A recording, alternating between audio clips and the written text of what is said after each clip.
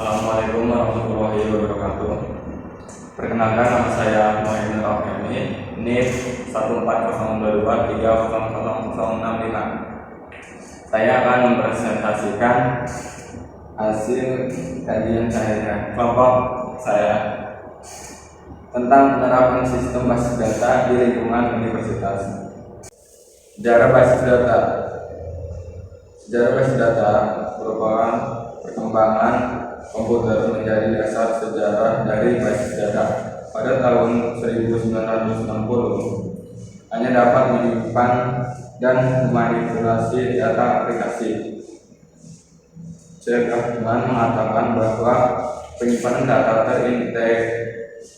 terintegrasi pada perusahaan General Electric yang pertama.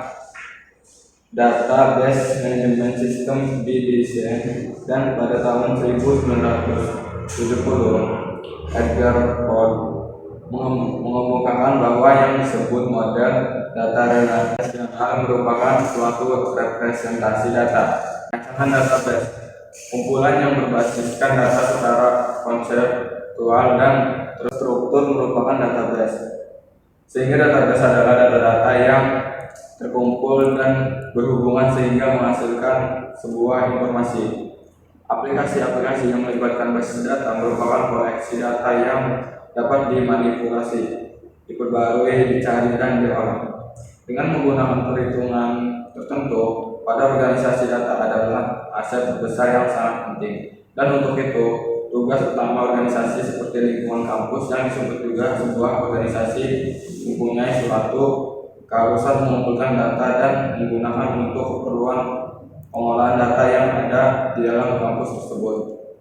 Penyimpan data yang semula dari pencatatan ke dalam buku besar, ke dalam berkas komputerisasi, sehingga saat organisasi atau lembaga pendidikan seperti kampus berkembang tidak akan mengalami kesulitan dalam mengolah data yang cukup besar karena sudah disimpan dalam komputer.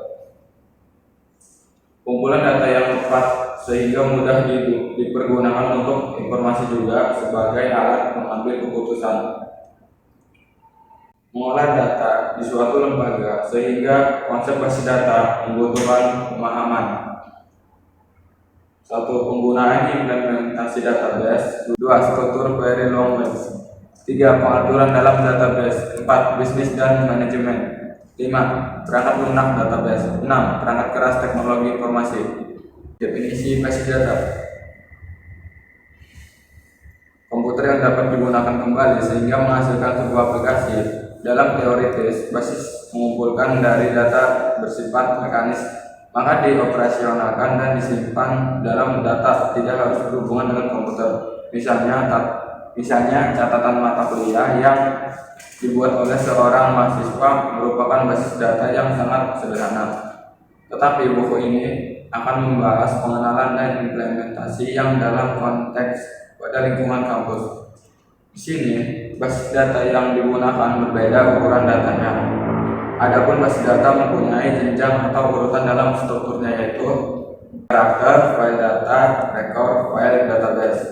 Karakter, bagian terkecil dari data. File, mempresentasikan suatu atribut dari suatu rekor yang menunjukkan sebuah sistem. Record adalah beberapa file membentuk record yang berisi data-data yang sama. File merupakan kumpulan file yang sejenis dalam bentuk satu kesatuan. Database ialah kumpulan dari file membentuk database. D. Basis data konvensional dan modern. Basis data konvensional merupakan aplikasi-aplikasi yang sederhana, misalnya pencatatan mahasiswa yang akan didata untuk keperluan mengetahui jumlah mahasiswa pria dan wanita. Sistem basis data dalam lingkungan kampus berperan penting untuk menyimpan dan mengelola informasi seperti data mahasiswa, dosen, mata kuliah, dan administrasi akademis.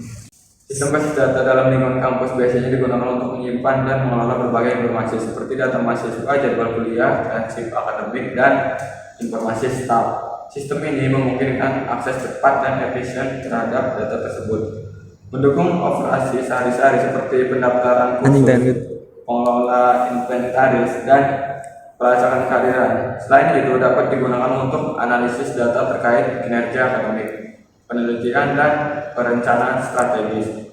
Keamanan data dan integrasi dengan aplikasi lainnya juga menjadi pertimbangan penting dalam pengembangan sistem basis data kampus.